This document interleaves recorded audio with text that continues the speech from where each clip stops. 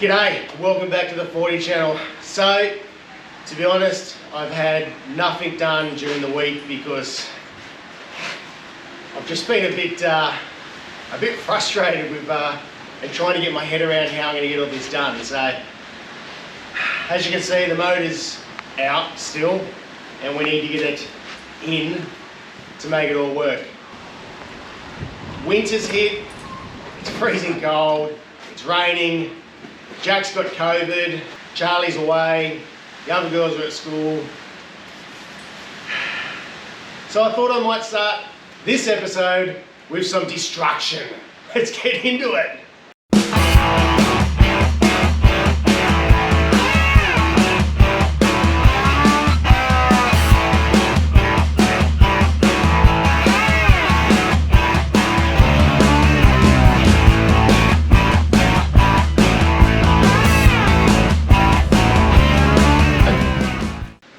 Righto, the McKinnon's engine mount.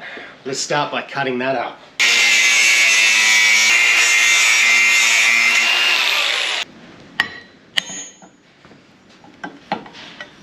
Nice work, Billy. Sorry I had to cut your engine mount up.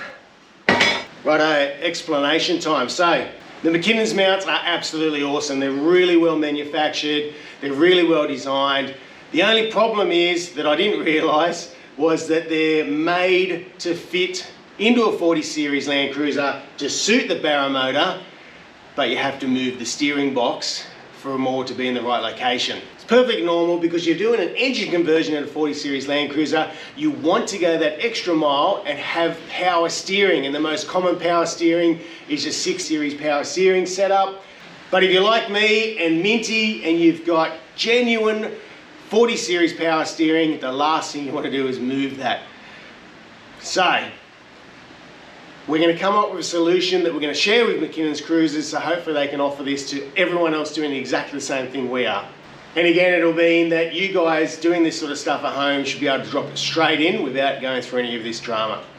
So what we've done, we've cut the McKinnon's mount up, we've made up a whole new backing plate, so that once we figure out the location, we can work out where we want to weld that in and weld it in place, and then we'll be able to bolt it all up. But anyway, the destruction hasn't finished there because it is all about clearances to fit this Barra motor in. So let's get into some more destruction. First, on the Barra motor, we're going to cut all the heater pipes off the back of it. Some guys in their 40 series delete the heater system altogether. We're not going to do that because where we live right here, it gets freezing cold in winter, and the last thing I want to do is delete my heater.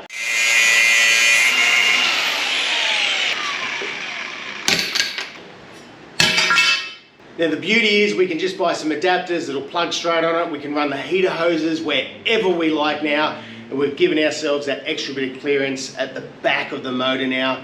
Anyway, we're not finished with the destruction just yet. My grandfather's old hammer. I love using my grandfather's old tools. We're gonna get into that firewall, and there's one location right here that just seems to be fouling where your fuel regulator is.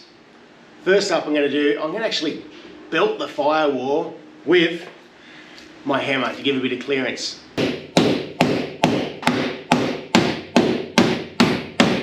Righto, so we're giving this a fairly good flogging.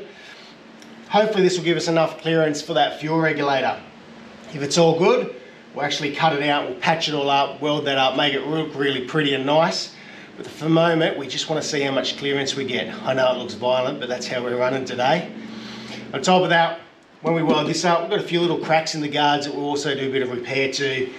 And I think we'll coat the whole back firewall in something that gives us a little bit more sound deadening. So we'll look at that when it comes to it too. I think I'm ready to see if I can mock this motor up.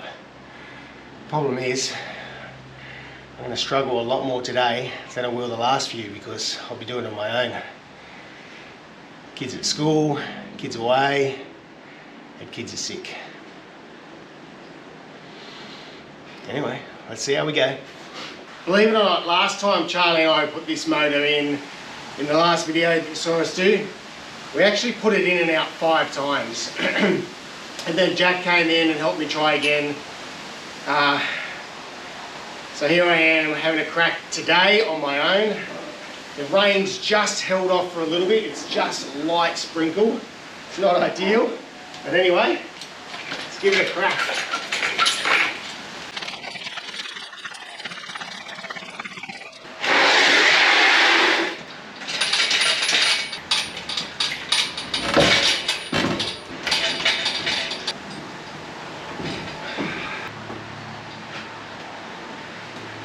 Oh boy.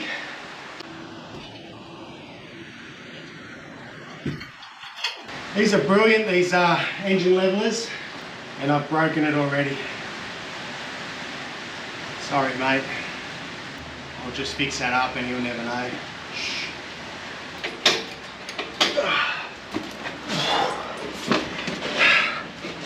Now I've got the coveted McKinnon's Cruiser hoodie dirty. Alia was trying to tell me this morning that all her school jumpers were dirty and she needed to wear a black jumper to school and she wanted to wear this one. Well, it's dirty too now. I feel like I'm getting close. So what I've done is I've actually taken all the engine mounts off the front of the motor just to stop any fouling so that we can line all the cross member up on the gearbox. And we've got one side bolted up. Just got to try to bolt this side bracket up. Then we can go back out to the motor, jack it back up and work out where on the engine mounts go. But I can see that it's all looking really, really close. This is a massive battle. And I know that once I've done this, I've got to pull everything back out again and try again. Hey, Isa. Anyway, let's get into it, eh? Out of the way, girl. Stop licking me, I'm not a lollipop. Oh man.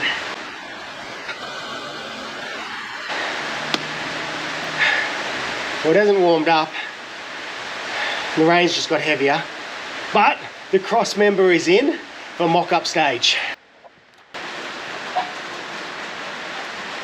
Righto, so we've got the Barra motor the closest it's ever been. I'm super excited because it means I can actually start to mock up where the engine mounts go now. So the cross member is all bolted up, which is fantastic. And the Barra motor is in a close position to where it needs to go. Now we can start working out where these go. Now we can start to work out where the engine mounts go. So what we're trying to achieve is to try to make absolute minimal changes to a 40 series Land Cruiser with the Barra conversion. So once we get these mounts worked out, Billy hopefully will be able to manufacture them and do them for anyone that's using genuine power steering or their original power steering box. But the only disclaimer is you'll have to move the battery. That's not a big deal because it is probably the easiest thing to move. That's probably the least and easiest thing we're going to have to do. You can see on the far side where I've belted that firewall, the clearances have come into play and worked out really, really well there.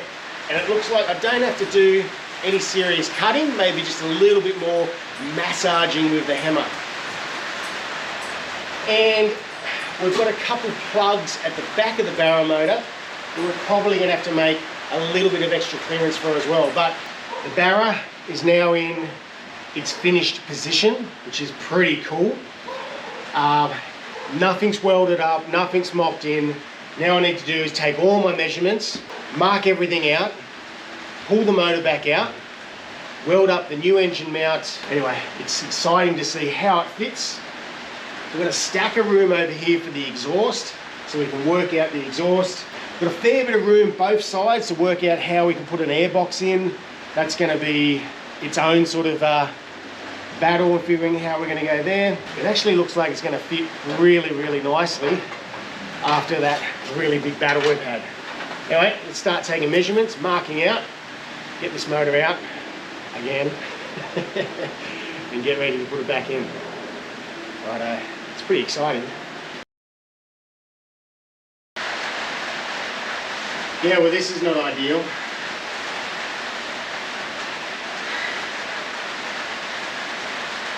The back of the gearbox caught one of the mounts as I was pulling it out, and it's just, oh my goodness. Well, that was a bit scary. We just did a full-on project wrong way. I'm hoping that I haven't broken anything because it's all cast alloy sump. Jack the back of the gearbox up. We drop the engine lift in, put it back into position. Now we're just going to slowly work it out. Problem is, I'm doing it on my own, so it's probably not ideal to do this on your own. You can see exactly where it got caught the last one. Just caught on it now.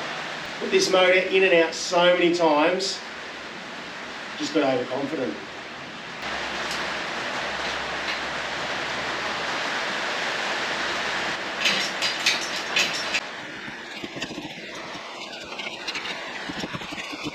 Woo! Free barra.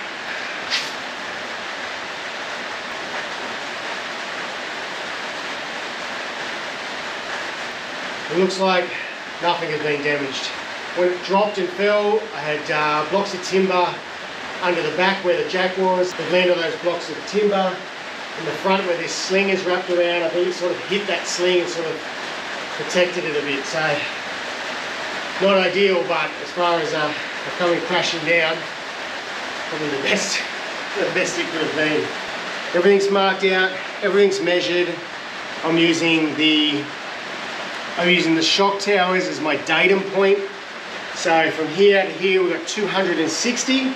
That's with the modified engine mount. And from this shock tower we've got 340 from point to point. So crucial measurements. Just need to make some small modifications to the fish plates. Just where the rivets are in the frame, I'm just going to drill a hole in those fish plates so that they sit nice and flush and firm against the chassis. So there's no rocking, nothing out of control there on both sides. So again, a little bit of marking out, a little bit of drilling.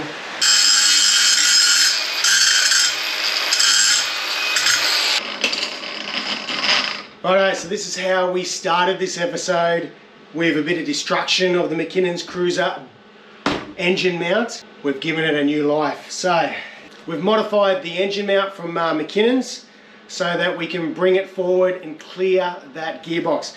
Now, we'll be able to pick up all the holes. Now, the cool thing is we're able to bring in an extra hole to give it extra support right on the end of this mount here. So we have full support right where the mount is, plus pick up all the original bolt holes for the original Barra engine mount. So that's pretty cool. So I'll show you what I mean. It's still really, really hot, but that's pretty cool. Righto, so as you can see here on the Barra, we've got our 4 original bolt holes that held our engine mount, and conveniently Ford have put a couple extra bolt holes, one here, one here. We're not going to use that one, that'll probably end up being our earth lead. This was our earth lead. We're able to pick this up. Now it's a little bit recessed, but that's really cool because we're able to make this little recessed section just here so it fits perfectly, nice and flush, and bolts up and holds that nice and secure. So that will work really, really, really well. So pretty happy with that.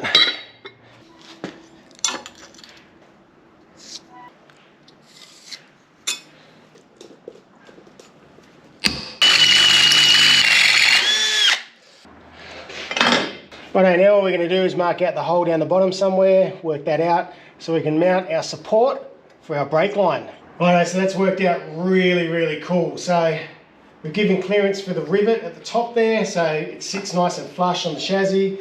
We're able to just notch out a little section there so that we can pick out our main support for our brake line. Now, the full engine mount fits over that, it all clears it. It actually works really, really well. So that means we don't have to worry about changing brake line lengths or making up any lines.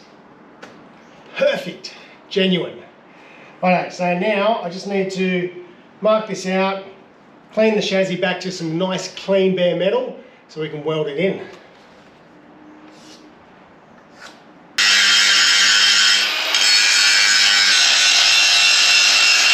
Alright, so I've also ground around the actual plate too, just to give it nice clean surfaces. So everything's clean metal. Let's just tack it into place. Right, it's tacked into place. Everything looks really, really good. Now you don't want to weld down. You want to make sure you do a vertical up. If you're not confident, don't do it.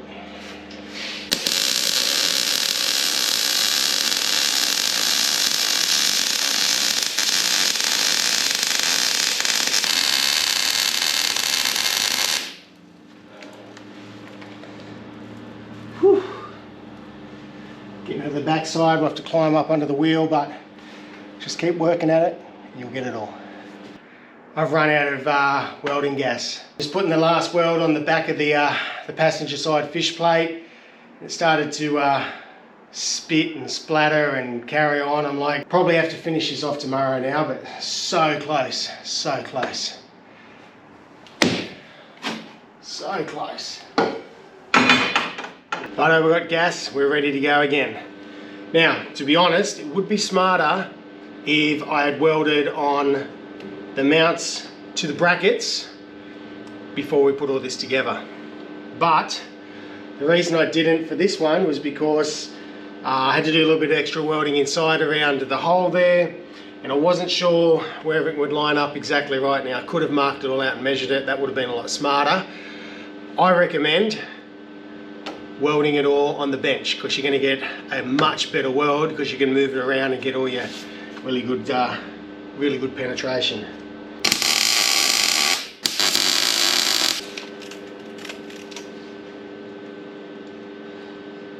Spot on. Righto, it has been a pretty massive day today. All my chassis mounts are in for the engine. My modification for the engine mount is done. I'm just playing around on the firewall.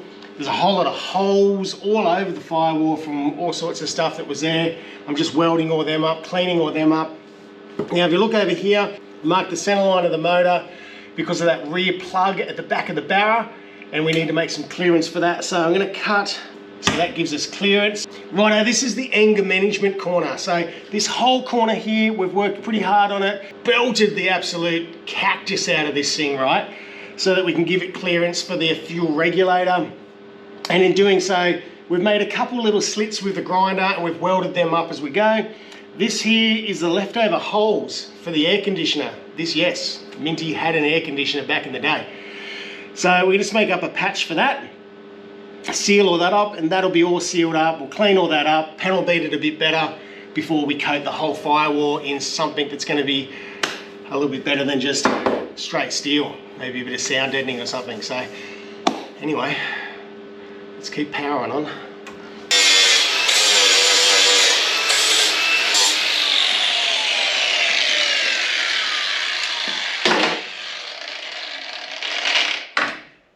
Well, it's another cold night. It's quite late.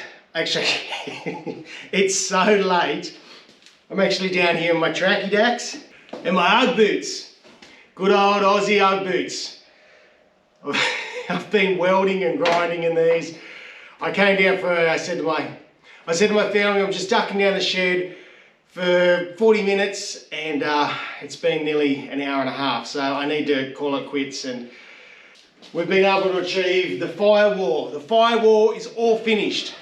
I went a little bit overboard with the clearance here just for the back temperature gauge plug. And the reason for that is I wanted to get as much clearance as possible. Now, when I had a look, there's probably be about 5 to 8 mil clearance without doing anything, but I wasn't happy with that. So I've given it a full extra 12 mil going back into the plate, and then it tapers down into here. So it's given it a heap of clearance, and the reason I've done that is that if you're out four-wheel driving and the body's moving and twisting and all that type of stuff, I don't want anything hitting or anything fouling. In my anger management area, it looks a bit scarred and a bit crazy. It doesn't matter because it gives it all the clearance it needs, and nothing will foul on the motor or the body or anything like that. And the beauty is, to be honest, it's all going to be hidden. You will not see any of it because the motor covers a whole lot. Plus, we're going to paint the whole back firewall in some type of sound deadening material. I don't know yet. I'm going to try to figure that one out, see what products are out there and see what's going to be the best. We've tried two. We've tried Bully Liner, we've tried Raptor Liner. Both are pretty good. There is some other products out there we want to try as well. But anyway, that's pretty much it for this episode because there's been a heap going on and there's still a lot to do. We've also welded up, there's some cracks, all the holes in the back of the firewall. Everything has been sort of cleaned up, welded up. Now we need to address some of the wiring because there's a lot of wiring that's redundant. Some people were saying, forget it, Chase, just put the motor straight in and worry about it. I'll see how I go. It does look really, really messy, but yeah, we might try and clean some of it up. But anyway, that's pretty much it. The great news is everything fits now. The barra fits, the engine mounts fits, the cross member fits. We've got all our clearances on the firewall. We're pretty close to being able to sort this barra out and put it in here once and for all. So hopefully that'll be next episode. Lock the barra into the engine bay. So if you want to keep up, make sure you subscribe down below, and thank you so much for your support. Keep the comments coming. I need all the support and the suggestions that I could possibly get for this build, because I am quite foreign to this. I'm doing it for the first time. It's all new to me. So anyway, until next time, take care of yourselves.